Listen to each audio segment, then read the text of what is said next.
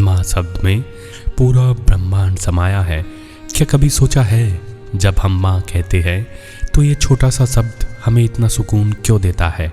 क्योंकि माँ सिर्फ एक नाम नहीं बल्कि वो एहसास है जिसमें पूरा संसार समाया हुआ है। माँ के बिना ये जीवन अधूरा है। उसकी ममता ही सबसे अनमोल नूरा है। जो लोरी में ढूंढे खुदा का दरबार, माँ के आंचल में मिलता है प्यार।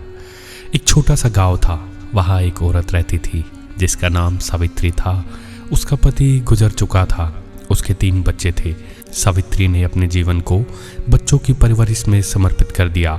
उसके पास न पैसा था न बड़ी संपत्ति, मगर उसके पास माँ का दिल था और वही उसकी सबसे बड़ी पूंजी था।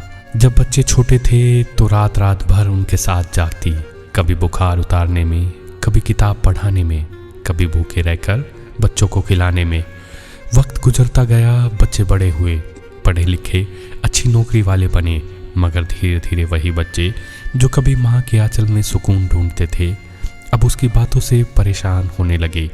सावित्री अपने अकेलेपन में सिर्फ एक शब्द बोलती थी, माँ, क्योंकि उस शब्द में उसका पूरा जीवन था।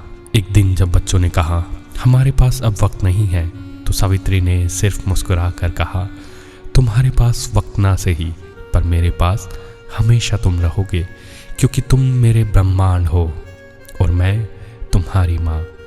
माँ की ममता में छुपा है जहाँ, उसके बिना कैसा है ये जहाँ।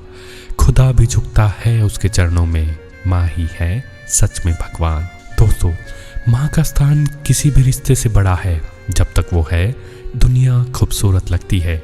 इसलिए माँ के रहते हुए उसकी कदर करो, उसकी सेवा करो, क्योंकि माँ सिर्फ घर की रौनक नहीं बल्कि पूरे ब्रह्मांड की आत्मा है। न मंदिर न मस्जिद न दरगाह चाहिए, बस माँ के कदमों की राह चाहिए।